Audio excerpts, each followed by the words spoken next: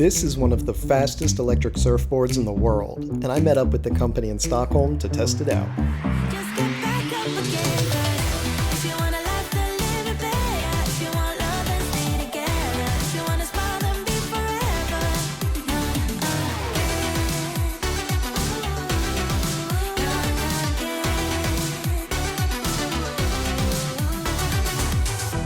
Hey everyone, Micah here with Electrek. Today I'm coming to you from a beautiful sunny beach in Stockholm. We are visiting Awake to test out their electric surfboards and electric hydrofoil boards. We're going to take them out on the water here, try and have some fun, and you're coming along with us.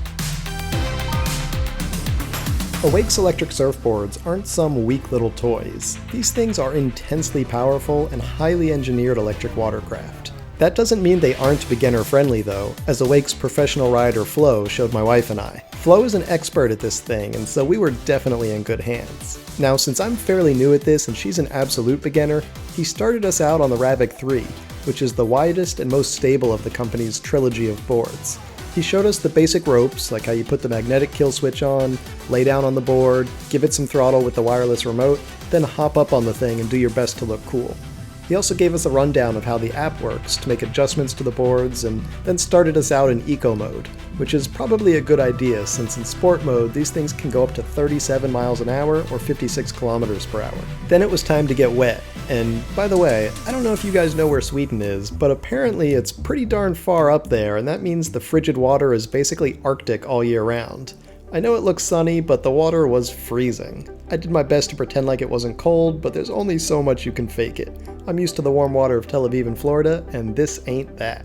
Freezing water aside though, here's where the real fun started.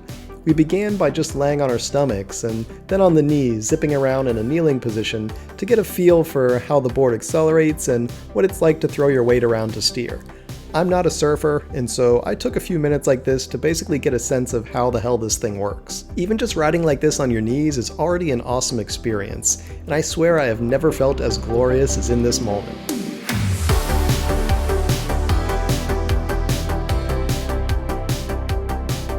From there it's time to stand up, and even though I was a bit shaky, I just went for it, and I'll be damned if it didn't just work on the first try.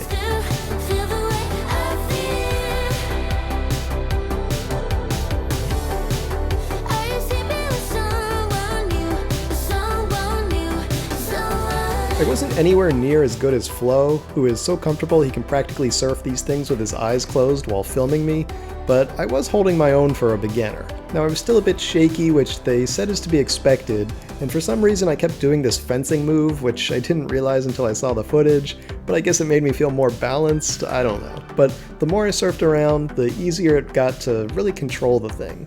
In fact, the longer I was on the board, the harder I kept pushing it, even though sometimes that meant wiping out. Even so though, the wipeouts just aren't that bad, and they're so much better than crashing the things I normally ride. Now I love my electric skateboards and my electric bikes and e-motorcycles, but I tend to ride those fairly conservatively. I know my limits and I don't push them harder than I feel comfortable doing. The few times I got a bit big for my britches, it ended painfully. But an elbow full of loose gravel hurts a lot more than, well, just an elbow getting wet. When I push too hard on the Awake board, the cost of failure is rather minor. I'd wipe out, bob to the surface, and spit out some water. The worst part was the paddle of shame back to the board. Then you just climb on and try again, except now you're a little bit better since your body and brain use each wipeout to better calibrate your balance. And that's the cool thing about these high-speed and high-performance electric surfboards. At first I thought of them as just toys for rich folks, and that's still partially true. You'll find a lot of Awake's customers are yacht owners and keep the board on their boat as a fun toy. But increasingly they're expanding into water sports and thrill seekers, turning this into more of a real action sport than just a rich dude's plaything. Once you get good at it, you can start doing tricks like Flo can, but that's still a bit above my pay grade here.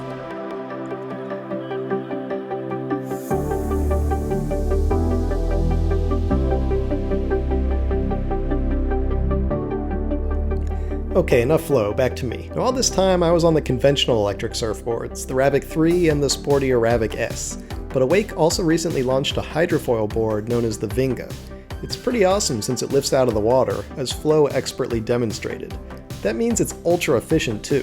While the Ravik 3 can get nearly an hour of runtime on a charge, the Vinga can get closer to 2 hours because it's so efficient, but it's also a lot harder to ride, as I soon discovered.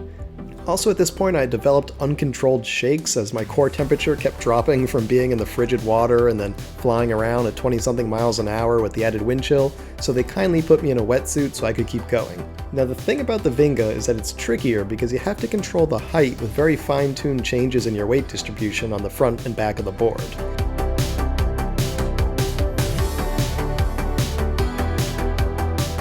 I could sort of get it while on my knees, but then I'd try and stand up and I'd lose it pretty quickly. In some cases like this, I didn't keep the speed up high enough and that caused my angle to be all off and I just sort of sank back into the water. Or in other cases, I was going too fast and I just lost my balance since I was more balancing on a post now than on the surface of the water, which is a different feeling entirely. Oh, that one kinda hurt. Oh man, I remember exactly how that one felt. Now, as easy as the Ravic 3 was for me in the beginning, the Vinga was pretty much the opposite. It was still fun, but it was so much harder for a beginner.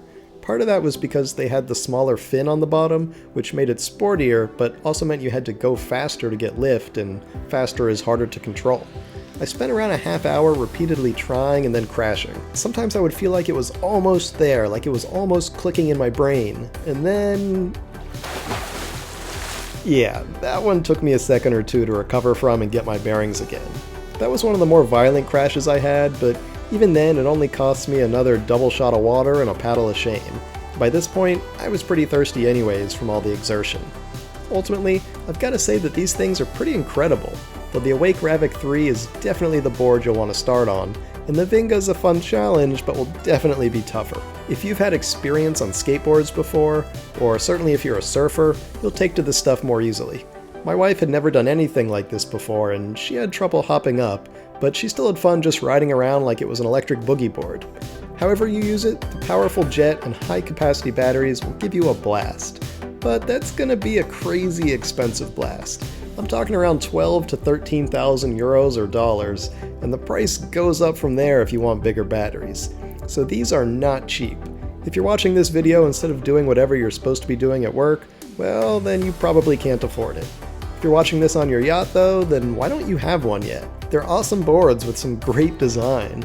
I especially like how the removable batteries are the same across all the different boards, which is a nice feature for those that want both a surfboard and a foiling board, but want to be able to use both their batteries for either one, or just one battery to share between them and keep costs down.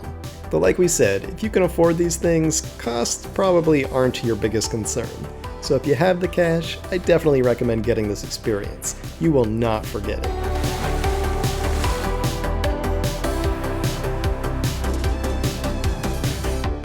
Thanks for watching, everyone. I hope you enjoyed that testing of Awake's electric surfboards. I've filmed this before I actually went out on the water, so I hope it went well. I guess if you're seeing this clip, then I made it. If you did enjoy the video, we hope you'll give it a thumbs up. And don't forget to subscribe so you won't miss any of our future electric vehicle videos. We'll see you here next time.